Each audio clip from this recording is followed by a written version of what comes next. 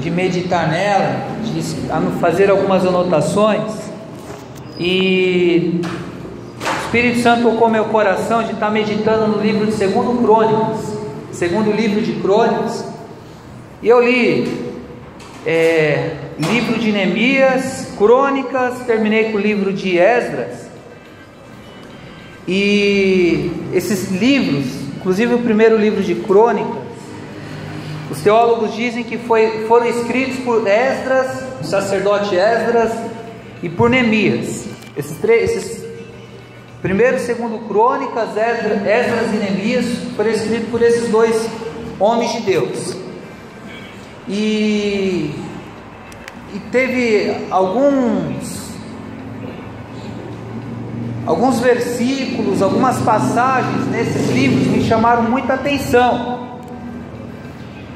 E não tem como nós lermos o livro de Crônicas, principalmente o segundo livro de Crônicas, e não ficarmos encantados com a vida, com as atitudes, com a história do rei Ezequias, que começa no capítulo 29, segundo livro de Crônicas, capítulo 29.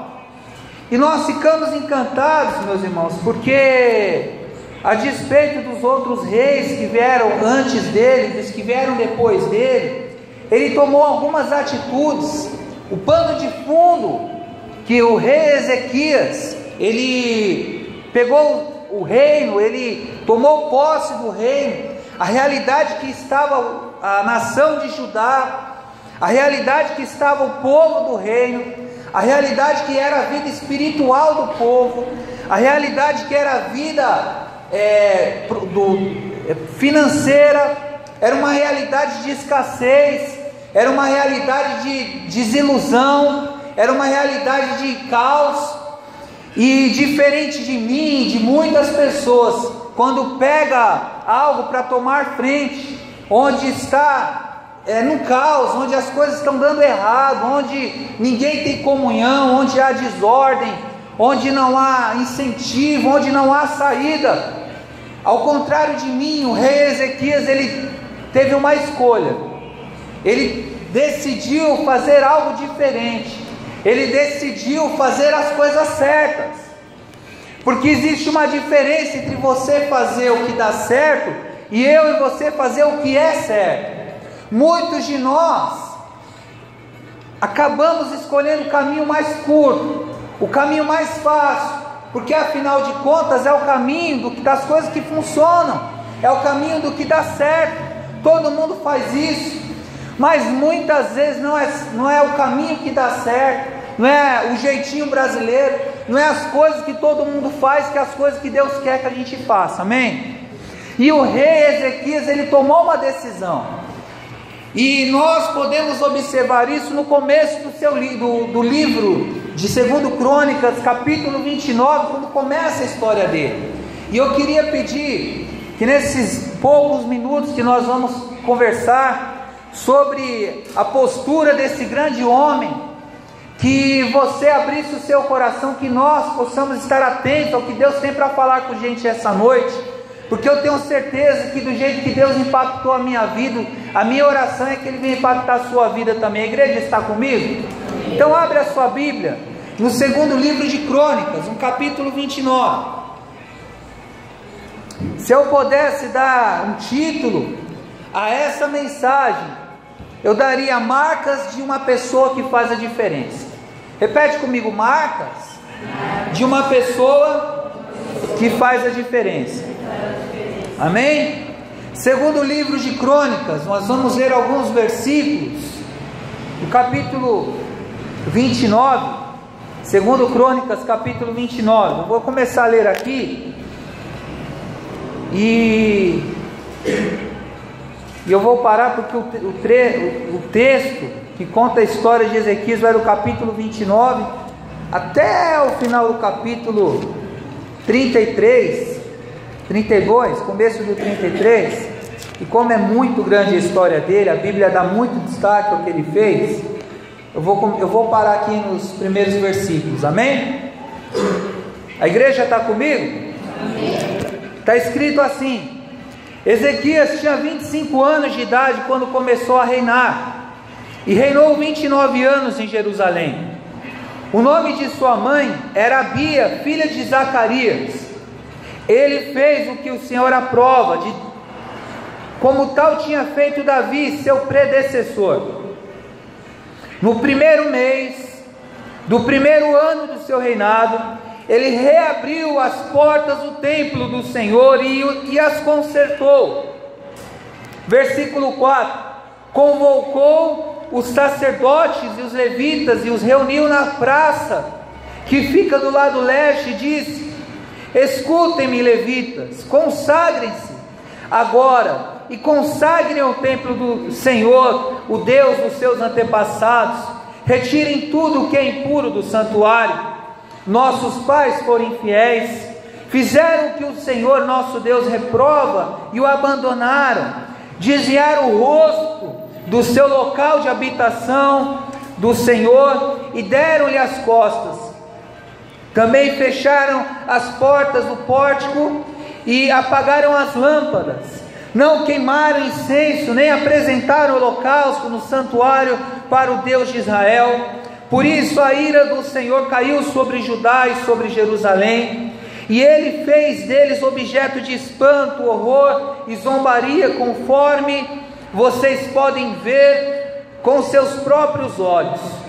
Por isso os nossos pais caíram na espada, e os nossos filhos e as nossas filhas e as nossas mulheres foram levados como prisioneiros. Pretendo, pois, agora fazer uma aliança com o Senhor, o Deus de Israel, para que o fogo da sua ira se afaste sobre nós. Amém? E essa é a palavra do Senhor. Meus irmãos, qual era o pano de fundo que o rei Ezequias, ele pega o rei? Ezequias, embora que no versículo 1 diz, no versículo 1 e 2, diz que ele fez o que o Senhor aprova, como Davi, seu pai. Aqui na minha versão NVI está o seu predecessor, mas o pai de Ezequias não foi Davi, foi Acaz. E a história desta família é uma história muito interessante. Nós vemos um homem como o rei Acaz, ele fazer de tudo para que as coisas funcionem. Nós vemos a história do pai de Ezequias, o Acaz, a história de um homem muito religioso, uma pessoa muito disposta a apresentar a Deus adoração. Nós vemos na história de Acaz, o pai de Ezequias, a história de um homem que é capaz de fazer tudo para ter experiências espirituais. Eu não vou abrir aqui no capítulo 28, na história de Acaz, por conta do tempo, mas para que você tome nota, para que você entenda, o Acaz, ele foi capaz de queimar os filhos dele em adoração aos reis, aos deuses das nações vizinhas, no vale de Ben-Nom. Jerusalém é construída numa montanha, uma cidade em cima de uma montanha, e embaixo de Jerusalém tinha um vale, onde os israelitas jogavam lixo ali, e onde os idólatras, eles apresentavam sacrifícios e adorações ao deus Adrimeleque, que era um deus de nações vizinhas a Israel. E um dos cultos que eles apresentavam naquele lugar, embaixo da cidade, um lugar obscuro, um lugar estranho, um lugar onde era lançado lixo, o rei Acaz, que foi o pai de Ezequias, ele foi capaz de apresentar em adoração a esse deus Adrimeleque o seu filho em sacrifício. Está aqui no capítulo 28.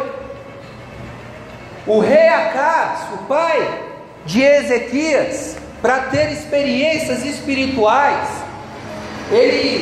a Bíblia fala que ele levantou altares em todas as esquinas de Judá, em cima das montanhas, embaixo dos vales, e ele começou a queimar incenso, e começou a invocar os deuses das nações vizinhas. A Bíblia fala que Deus ficou irado com essa postura de Acaz, com essa rebelião de Acaz. Então ele começou a enviar os inimigos para guerrear contra Judá, contra o povo de Judá. E naturalmente o rei Acaz, eu vou falar sobre Ezequias, mas eu preciso explicar para você porque que é importante a gente entender a história do pai dele, amém? O rei Acaz, ele começou a perder as guerras, e ao invés de ele sentar, ele refletir por que as coisas estão dando errado para mim, porque os meus inimigos prevalecem sobre o meu exército, por que todo o meu empenho, todo o meu esforço, toda a minha adoração, toda a minha busca aos deuses aqui não está resolvendo nada, e ele procurar conhecer a palavra de Deus, conhecer a história do Deus de Israel, ele pensou, deve ser porque os deuses, o povo inimigo é mais poderoso que os nossos, e ao invés de ele se buscar, de ele se voltar para o Deus de Israel, ele começou a se voltar para os deuses das nações vizinhas, e ele começou a se afastar mais e mais e mais, e à medida que Acaz ia se afastando, o povo ia sofrendo. A Bíblia fala que houve guerra entre a nação de Israel e a nação de Judá. Israel ele venceu sobre a nação de Judá, cujo o rei era Acaz, e o povo, mais de 120 mil homens estavam indo para a nação de Israel. E a Bíblia fala que Deus levantou um profeta para dizer: povo de Israel, não faça isso contra os seus irmãos, vocês vão acrescentar mais pecados sobre vocês. Então os soldados de Israel devolveram os soldados de Judá. Só para encurtar a história, o final da vida de Acaz foi um final triste. Ele foi ferido e ele morreu, e ele deixou de herança para Ezequias um exército falido. Ele deixou de herança para Ezequias o tesouro do reino falido. Ele deixou de herança para Ezequias um templo fechado. Os sacerdotes do templo tinham abandonado o templo, não tinha igreja, não tinha mais leitura da palavra de Deus. O povo judeu não queimava mais incenso, o sacerdote, aliás, não apresentava mais incenso, holocausto, sacrifício. Não tinha sacerdote que abria a Torá, que era o livro da lei do povo judeu, e ensinava a vontade de Deus para o povo. De tudo aquilo que Acaz fez de errado, teve algo que ele fez certo. E nós vamos descobrir no primeiro versículo, está escrito aqui, no capítulo 29, no versículo 1, qual foi o acerto de Acaz. Está escrito aqui: Ezequias tinha 25 anos de idade quando começou a reinar, reinou 29 anos em Jerusalém, e o nome de sua mãe era Abia, filha de Zacarias. O único acerto do pai de Ezequias, Acaz, foi a esposa com quem ele casou, porque essa mulher, Abias, ela era filha do sacerdote Zacarias. E eu entendo que enquanto o rei Acaz estava cometendo os erros dele por falta de conhecimento, que a Bíblia fala que o meu povo perece porque lhe falta ainda bem que eu não estou sozinho aqui, tem gente comigo. Então, por falta de conhecimento, quando o Acaz, por falta de entendimento da vontade de Deus, porque ele mandou embora o sacerdote, porque ele fechou a porta do templo, porque ele quis ter experiências espirituais, assim como o pastor falou, é uma experiência que eu compartilho também. Quando eu me converti, eu não podia ver um profeta, eu não podia ver uma irmãzinha que olhava e falava: essa é sapatinha de fogo, do coque, a irmã do coque, do saião, e acabava o culto, eu ia doidinho lá atrás, falava: minha irmã, ora por mim aí, e a mulher engrossava a voz, e falava umas línguas estranhas, e fazia um monte de promessa, e falava que vai acontecer isso, aquilo outro, e nada acontecia. Porém, meus irmãos, eu tive experiência de homens e mulheres de Deus também. Deus usa, amém? Eu não estou generalizando, estou falando que todo mundo que usa coque, usa saião, não é de Deus, não é isso que eu estou falando. Eu estou falando que por falta de conhecimento, eu coloquei meu coração em coisas que não precisava, porque eu não conhecia a palavra de Deus. E o rei Ezequias, ele cresceu, talvez no colo do seu avô, o sacerdote Zacarias, explicando: seu pai está fazendo isso, mas a palavra de Deus fala isso. Eu entendo, meus irmãos, com esse pano de fundo, pelo menos uma coisa certa que Acas fez. Ele era uma pessoa errada que casou com a pessoa certa. Acontece isso na vida da gente. Ele podia ser uma pessoa errada, mas ele casou com uma pessoa certa. E aquela mulher, porque a Bíblia fala que a mulher sábia edifica o seu lar, ela não pôde frear a cabeçada, os erros de seu marido, mas ela pelo menos cuidou do filho. E a gente entende isso pelas atitudes do rei Ezequias, porque no versículo 2 nós entendemos aqui, versículo 2, ele fez o que o Senhor aprova, tal como tinha feito Davi, seu predecessor. E tem versículos e tem Bíblias que falam que Davi era o pai dele. Deixa eu explicar uma coisa para vocês, meus irmãos. Eu já contei um pouco da minha história. Eu vim de uma família que o meu pai ele era alcoólatra. Eu vi muitas vezes o meu pai, quando voltava do trabalho, caído nas praças, bêbado, surrado, com a roupa surrada, como um mendigo na rua. Teve um dia que eu vi meu pai vindo de lá para cá na calçada, eu saindo do trabalho para ir no horário do almoço, e eu fiquei com tanta vergonha que eu atravessei a rua. Eu fiquei com vergonha de ele me ver, e eu tampei a cara para meu pai não me ver, de tamanha que era a vergonha que eu tinha do meu pai. E eu lembro que nesse lugar onde eu comecei a trabalhar, tinha um homem, o nome dele Valdir. Eu não esqueço, porque quando eu falo Valdir, parece até nome de mulher. Tem mulher que chama Valdir também, né? Tem, eu já vi mulher chamada Valdir, e esse cara chamava Valdir, gente boa demais. Só que o Valdir, ele era muito inteligente. Pensa num cara assim, cara, que olhava para aquele cara, os olhos brilhavam. Sabe? Quando você, garoto, está começando a vida agora, você está cheio de frustrações no coração, um monte de gente colocando você para baixo, um monte de gente olhando para você, falando que você não vai ser ninguém, e você procurando uma referência para se espelhar, para crescer na vida. E olhava para dentro de casa, meu pai era alcoólatra, meu irmão usuário de droga. Porém, quando eu entro nessa empresa, esse homem, ele já era um homem, tinha a minha idade hoje, ele era um homem bem casado, ele era um pai de família, ele era um homem inteligente, prestativo. E quando eu olhava para aquele rapaz, eu falava, quando eu crescer eu quero ser que nem esse cara. E sabe, eu parecia que eu queria imitar ele. Eu falava, eu quero ser que nem esse cara. Eu admirava, porque eu era balconista, eu vendia peça de máquina de lavar geladeira, e todo mundo que tinha problema chegava na loja e falava, Valdir, eu estou com um problema aqui, você pode me ajudar? E ele sempre tinha resposta para dar para as pessoas. Valdir, eu estou com um problema no meu casamento, cara, o que eu faço? E o Valdir, não sei qual era a religião dele até hoje, mas ele tinha muita sabedoria e me orientava as pessoas. Valdir, estou com um problema nas minhas finanças. E ele pregava para mim, porque à medida que ele tinha disposição de orientar os outros, de dar conselho para os outros, aquilo ali me cativava. E eu falava, quando eu crescer eu quero ser que nem esse cara. E eu entendo que o rei Ezequias, quando a palavra de Deus diz, ele fez o que o Senhor aprova, tal como foi feito, tal como tinha feito Davi o seu pai. Embora Ezequias fosse filho do Acas, que fez um monte de coisa errada, mas quem influenciava o rei Ezequias não era o Acas, o pai dele. Quem influenciou o rei Ezequias foi o Davi.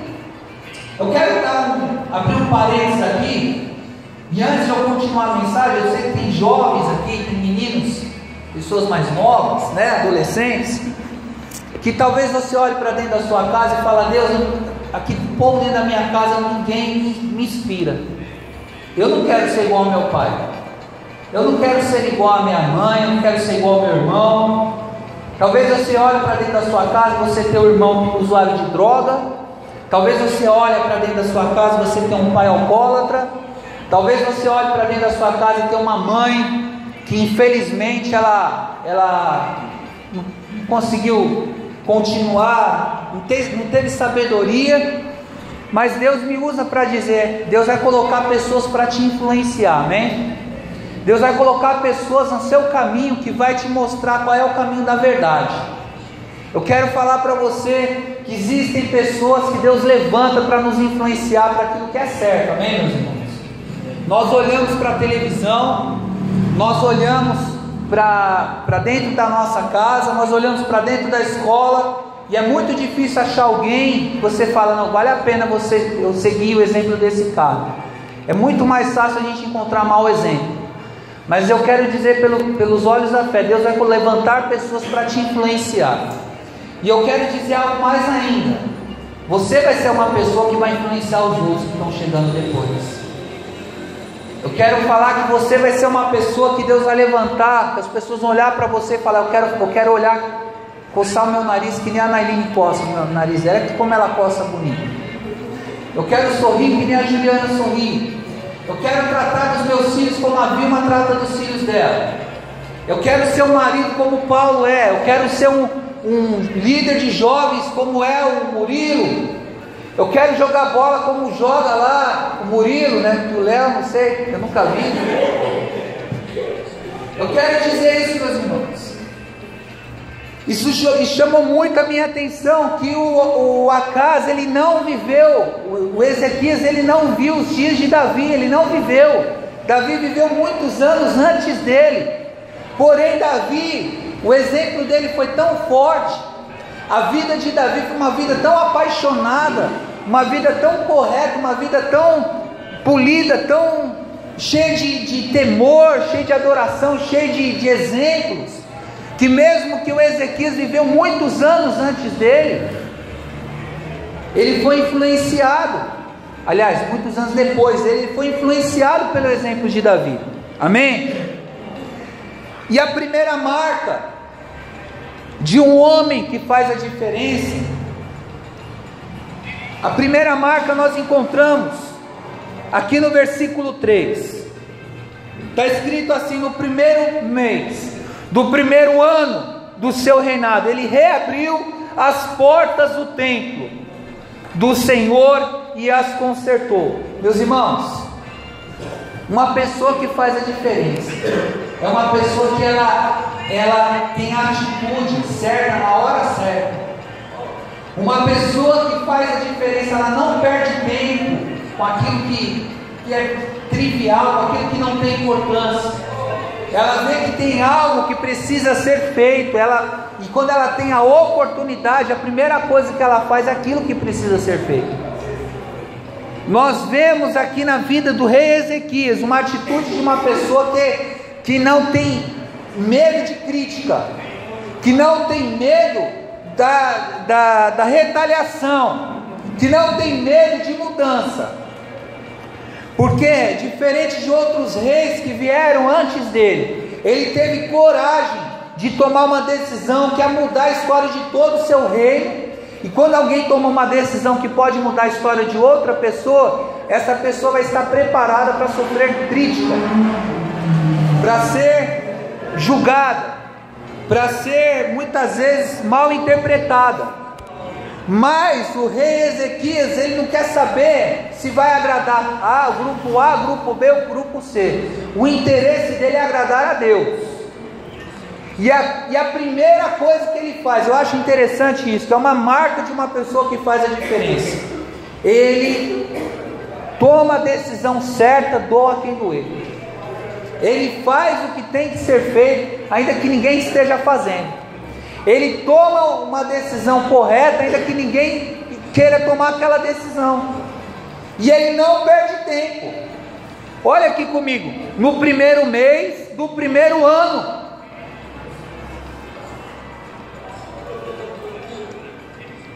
Você conhece pessoas assim, que tem que tomar uma decisão, e ela fica procrastinando? Depois eu faço. Eu preciso pintar minha casa, não, depois eu faço, eu nunca pinto. Eu preciso fazer um regime, preciso perder, e aí não, segunda-feira eu faço. Segunda-feira eu vou começar o regime, segunda-feira nunca começa. Eu preciso entrar na faculdade, quando eu tiver 20 anos eu entro, 18 anos agora eu sou muito garoto, eu sou muito novo. Aí chega os 20 anos, quando eu fizer 21 e não faz. Você conhece aquelas pessoas que precisam tomar uma decisão certa e ela fica procrastinando. Também tem decisões que a gente tem que tomar de separação. Eu conheço tanta menina e tanto rapaz que está junto com a pessoa errada e fala: não, depois eu separo, depois eu abro mão, depois eu saio fora dele, e fica empurrando com a barriga e depois se enrola e não consegue separar. Gente, isso é muito sério. Quem quer fazer a diferença tem que ter pressa. Quem quer fazer a diferença tem que ter coragem de tomar a decisão e assumir a decisão que tomou.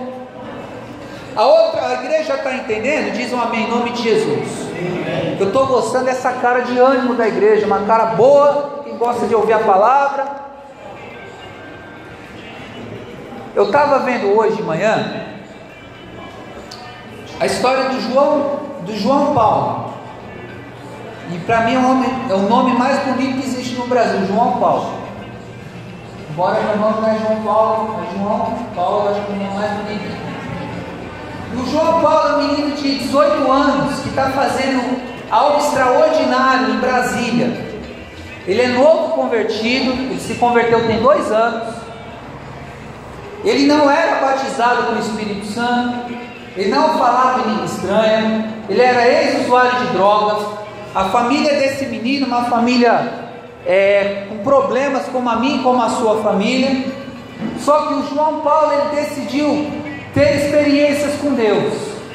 O João Paulo decidiu crescer na sua intimidade com Deus, decidiu chamar a atenção de Deus. E você sabe o que o João Paulo fez? Você sabe o que o João Paulo fez, esse menino? Ele tinha 17 anos na época, 16 anos aliás, tem 2 anos isso. Ele chamou 3 amigos e falou: vamos lá no trem, na linha do trem, aqui na estação Água Branca, acho que é Água Branca lá em Brasília, e vou morar lá na estação. Você tem coragem? Tem coragem? Eu tenho. Você topa? Eu topo. E foram os 4 amigos, os 4 escuteiros, se reuniram, fizeram uma